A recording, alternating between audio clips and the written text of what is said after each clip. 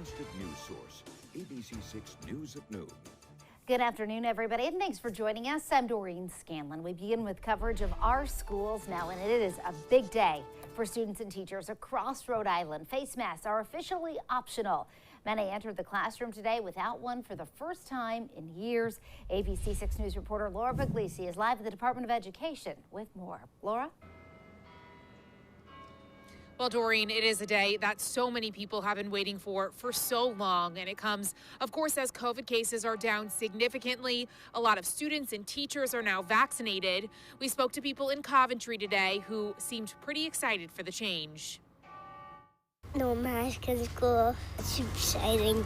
From preschool to high school, today was a big deal. The first day in years to walk through these doors without a mask. Coventry preschooler Andrew Lombardi and his mom are ready to make that change. He's so excited. He takes his mask down all the time in school, which is understandable for kids their age, so they're super excited to go to school with no mask, and I pray that it keeps up like that. The excitement was clear for students at Washington Oak School. One by one, they were greeted by teachers, many also maskless and sharing the same excitement. I'm so excited to be able to see the students' little faces and hear them clearly. Janet Greenwood is a fifth grade teacher and says she's ditching the mask altogether. For her and her young students, it's been tough to follow the mandate. It's been really difficult. The kids have tried their best. They're so good, but we no longer have to say, put it up on your nose. Coventry Schools Assistant Superintendent Don Cowart says enforcement was the toughest part. I think they're probably thrilled, if I had to guess, to not have to wear their masks. When I go to the school, the high school, for example, which is a pretty large high school, we have 1,400 plus kids, during passing time, there's lots of kids, and their masks on their face look all kinds of ways. The district no longer responsible for policing in hallways or contact tracing. The decision now up to individual families to choose what's best for them. Cowart hopes people will still take precautions and make decisions with safety in mind. In the past, we did a lot of contact tracing. We did a lot of notification. And with the new guidance, that burden doesn't sit necessarily with the school anymore. And I think that's significant as well, because parents are not going to be receiving all the emails and phone calls and things they've received in the past in regards to close contacts. Not every district has opted to lift that mask mandate yet, though. Students in Providence will still have to wear the mask until further notice. For now, live in Providence, I'm Laura Puglisi, ABC 6 News. All right, Laura, thank you. And we also followed up with the superintendent in Barrington on a story we told you about last week. A large contingent of parents complaining to the school committee about a teacher absence in the 8th grade at Barrington Middle School. Some parents suggested it was because of the school district firing a teacher for not getting the vaccine, but the superintendent tells us that is not the case. 8th grade students in the purple cluster were indeed without a teacher last week, but that was not the reason. He said no further details can be released because it is a personnel matter. And a significant change to tell you about our coronavirus coverage today. Today is the last day that Rhode Island will offer asymptomatic testing at state-run sites. The State Department of Health is making the move again with cases declining. You can still get tested at state sites if you have symptoms or are deemed a close contact. RIDO recommends a pharmacy or home test kit for those in need of a negative result for travel. And free COVID testing is ending at Bristol Community College, too. The Herald News reports that there's been a significant drop in demand, and the state will keep only 11 Stop the Spread sites open. The New Bedford Airport test site will remain open for southeastern Massachusetts residents. And now to news trending now, and that is gas prices. You maybe have had to fill up in recent days and have likely noticed those numbers at the pump. The conflict in Ukraine to blame, but just how high will these prices surge? Casey Cantz joins us live in the newsroom now with more on this. Casey? Well, Doreen, that is the million-dollar question today. One thing is for sure, they're not likely to go down anytime soon. Over $4 a gallon right now. Prices haven't been this high since the Great Depression. And if you're heading to the pump soon here in southern New England, be prepared. We're actually higher than the national average right now. According to AAA, we're around $4.17 a gallon in Rhode Island. That's up 58 cents from last week. $4.16 in Massachusetts. Some places you're looking at even 10 to 15 cents higher than that. Those averages here in Rhode Island and Massachusetts, the highest ever recorded by AAA. There was lines about 2.5 miles long.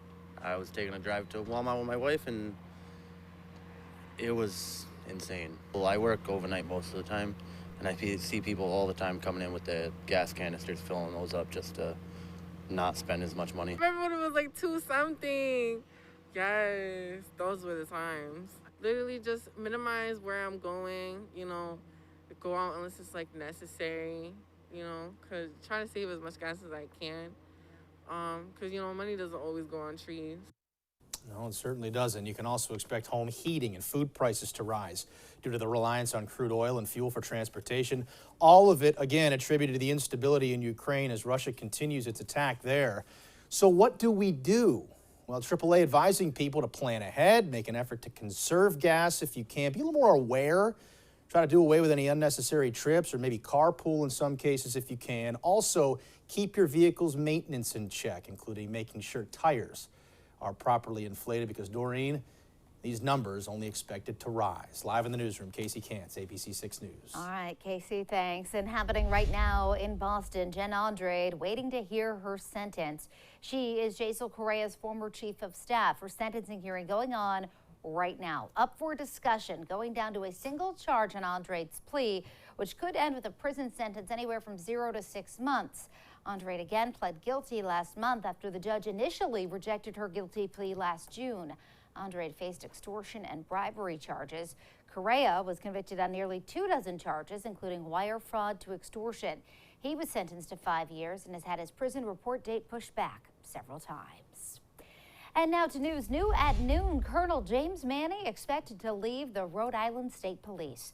Sources close to the situation tell ABC6 there are talks of Manny leaving his post at State Police. Governor McKee telling reporters today that more information about Manny's future will be released soon. Coventry firefighters responded to a gas leak near the Brookdale Center of New England this morning. A police officer on patrol smelled gas in the area around 6:30 this morning. National Grid is on scene working to isolate the leak. It is underground. The fire chief tells us the leak is impacting a few businesses and people who live in the area, but it's creating more of a traffic issue than anything else. All the area buildings have been checked. We're continuing to do air monitoring, and right now everything is good. Chief Brown says the fire department is staying on scene to keep an eye on gas levels and make sure there's no explosion. A ride-free in Central Falls program gets underway today on RIPTA. Governor Dan McKee and Senator Sheldon Whitehouse were in the city to launch the program this morning. Mayor Maria Rivera says 20 residents already stopped by City Hall this morning to pick up a wave card to use with the program. Passengers who use the pass will board free. It's federally funded and will use geofencing technology. That allows an app to make a certain response when a user enters a certain area, like Central Falls. Little city, big thing. This is a test and learn proposition. And if we can show here that free public transportation works for people's opportunity, works for our Rhode Island economy, and works for the environment, then that's a triple win that I hope we can expand. Once again, you can either use the Wave app or the Wave card available at Central Falls City Hall to get the free rides. Well, real taste of spring out there today as we turn to the weather this afternoon. Very mild temps to start this week. Chelsea's in the Weather Center with your first forecast. Hi there, Chelsea. Hey, Doreen, and it's not just the mild temperatures. We actually have a risk of some thunderstorms this evening. That certainly sounds like a springtime day, even though we are heading into our final few weeks of winter. It is 56 degrees. Yesterday we made it into the low 60s. Today we're back into those very mild temperature ranges, mid to upper 50s outside for most of the area right now. A little bit cooler in spots like Westerly, Block Island. We have plenty of clouds outside in many spots, plus a breeze that's coming in right off the water, and that'll keep our coastal locations a little bit cooler, but still mid to upper 40s and 50s outside, way above average for this time of year, and some spots like Norwood and Taunton hovering at 60 degrees. Now we do have dry conditions for the moment, but you're seeing a lot of clouds outside. Eventually we get some spotty showers developing later in the day. Some fog moves back into the area, especially at the coastline, and eventually that rain that's off to our west will be moving into our area as we head through after sunset. Figure between 7, 8, 9 o'clock we start to see the steadier rain move in, and that's when we also have the risk of a few thunderstorms moving through southern New England, along with some very gusty winds. We're hovering around 60 degrees for the remainder of the day into the evening. That front will come through and will start to dry out and clear out by about midnight. From there, it'll be back to reality tomorrow with some breezy conditions continuing. I'll have much more in just a few minutes. Doreen? Elsie, thank you. And ABC6 News at noon covering today's headlines now. In Massachusetts, Lieutenant Governor Karen Polito is acting as governor this week. Governor Charlie Baker is on vacation in Utah. Baker and his family have a timeshare there. He's scheduled to return on Friday. The last time Baker was in Utah, he had to cut his trip short to respond to the coronavirus emergency in Massachusetts. That was back in March of 2020. And fallen Massachusetts State Trooper Tamar Bucci will be honored before the Bruins game tonight against the Kings. The Bees plan to hold a moment of silence as part of their first responders night. Trooper Bucci was killed in a car crash on 93 in Stoneham last week. Her cruiser was hit by a gasoline tanker as she was pulling over to help a disabled vehicle. The 50-50 raffle will benefit Trooper Bucci and the State Police of Massachusetts Benevolent Fund. And now to an ABC6 update. Providence police are still investigating after a 13-year-old was shot last week on Geneva Street. Mayor David LePayton tells ABC6 the boy is recovering. Police say he was walking down Geneva Street just before midnight Thursday with two friends when he was shot in the stomach. A friend rushed the 13-year-old to the hospital where police interviewed him. And the Red Ink Library's latest event went off without any protests last night. The event was called How to Beat Back Fascist Attacks after a Nazi group showed up to interrupt a book reading of the Communist Manifesto at the library last month. Police responded, but no arrests were made.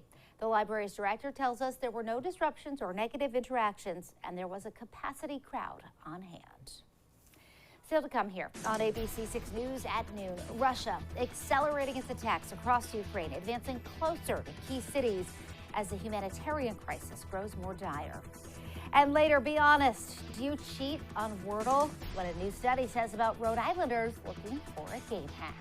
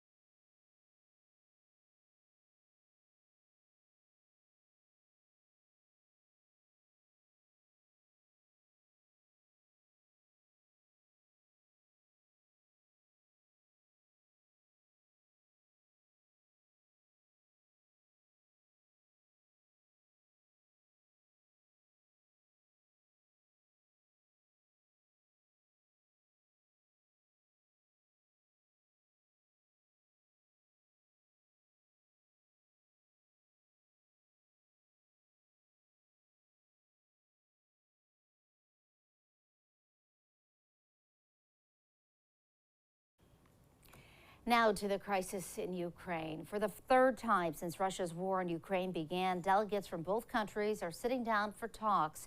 Two attempts to open humanitarian corridors to allow Ukrainian civilians to leave safely failed over the weekend amid continued Russian shelling. ABC's Faith Abube has the latest. This morning, Russian forces escalating their attacks on Ukrainian civilians while slowly advancing towards key cities in the country. Panicked parents and children in Irpin attempting to flee their burning neighborhoods, ducking to the ground and then running as Russian bombs explode nearby.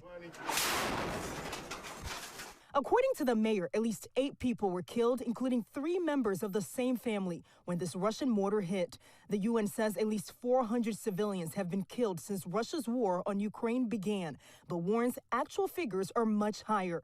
President Zelensky in a social media video saying, quote, "It's murder, deliberate murder." In the southern city of Mariupol, 2 attempts to establish safe passage for civilians failed in as many days after Russia broke a temporary ceasefire. But today, Russia once again claiming it will allow the humanitarian corridors to open for civilians in major cities under attack. Zelensky rejecting the idea because the routes the Kremlin is proposing will lead directly into Russia or Belarus, which is aligned with Putin. President Zelensky ramping up his calls for NATO and the U.S. to impose a no-fly zone over Ukraine. It's the willingness to shoot down the aircrafts of the Russian Federation, which is basically the beginning of World War III. Ukraine's foreign minister pushing back on that logic. Why would Russia dare to shoot down a NATO plane, knowing that it is doomed? And as more U.S. military aid arrives in Ukraine, the foreign minister is urging the U.S. and Poland to speed up the decision on whether Poland will supply Ukraine with MiG fighter jets in their arsenal that the U.S. would then replenish with American warplanes. In Washington, Faith Abube, ABC News. Coming up, preparing you for possible delays on the ferry tonight, plus Chelsea's full 7-day forecast.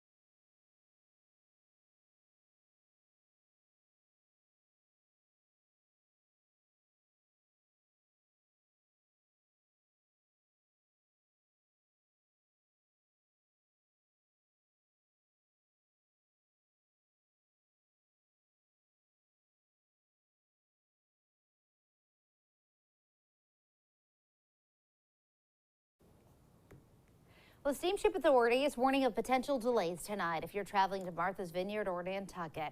Expected high wind gusts could cancel boats in the late evening, so stay tuned to the SSA website. And now, your ABC6 Storm Tracker weather with meteorologist Chelsea Priest. Definitely good advice there, because we do have a very spring-like forecast with the mild temperatures and also the risk of thunderstorms with gusty winds, thunder and lightning, all a possibility as we head through tonight. Today, it is very mild outside. You're not seeing much sunshine at all. We are kind of locked in thick cloud coverage. We do have some pops of sun here and there, but overall I'm expecting an overcast afternoon. That hasn't stopped the temperatures from warming up. Most of us well into the 50s. We started the day in the 50s. It was a very, very warm morning after a warm day yesterday. Some spots like Norwood and Taunton sitting at 60 degrees right now, 59 in New Bedford, 54 in Newport. A little bit cooler for Westerly and Block Island with that breeze coming in right over the water, keeping us in the mid to upper 40s, but even that is at least seasonable and still slightly above average for this time of year. The average high for the Providence area is about 45 degrees. So we're currently sitting more than 10 degrees above that. The breeze right now is coming in out of the south to the southeast, 5 to 10 miles per hour, but this wind is going to be picking up as the day goes on. So you have that light breeze right now that's bringing in the warmer than average temperatures. As we head through the afternoon, you're going to start to see gusts 25 to 35 miles per hour. And then as we head through tonight, as that front that's coming through gets closer, you can see gusts out towards the Cape, closer to 40 to 45 miles per hour. Most of us in the 35 to 40 mile per hour range. There is going to be a wind advisory out towards the Cape and out over the islands as we head through the evening. You can see up until about 9 or 10 o'clock as that front's coming through, 40 mile per hour gusts for a lot of us. So a windy evening. But then at about midnight, that front has cleared the area. We start to dry out and clear out. And tomorrow still looks like a breezy day, but you're noticing that different wind direction coming in from the northwest, anywhere from about 20 to 30 mile per hour wind gusts still tomorrow morning. And that breeze from the northwest is a much cooler wind direction, and that's going to bring in cooler temperatures. Tomorrow's highs will be in the mid 40s, which again is exactly where we should be for this time of year, but it's certainly going to feel chilly with the breeze and compared to the upper 50s and 60s we experienced yesterday and today.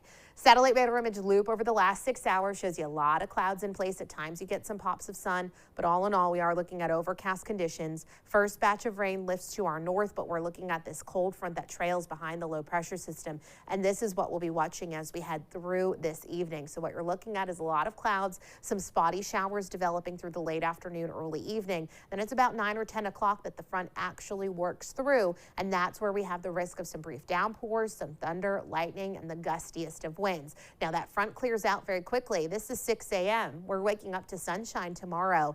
And then from there, we have a sunny day, but a much cooler day and a breezy day, although that breeze should back down in the evening. Now, Wednesday gets interesting because we have 60s yesterday, 50s today, around 60 degrees. Wednesday, we're looking at more clouds to start the day. High temperature should be around 40. Into the evening, this quick system passes mainly to our south. We'll be on the northern fringe, and we may have some light rain and light snow showers in the forecast for Wednesday late in the day and into the evening hours. But for tonight, we do have a marginal risk from the Storm Prediction Center of some stronger thunderstorms to come through.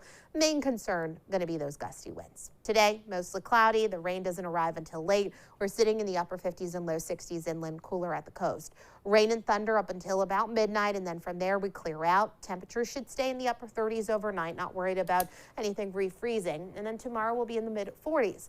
40s again on Wednesday. Again, some afternoon rain or snow possible into the evening hours. Then we're in the low 50s Thursday and Friday, and springing forward this weekend. Doreen? Kraft adding another ring to his Super Bowl collection. Details of the Patriots owner's engagement.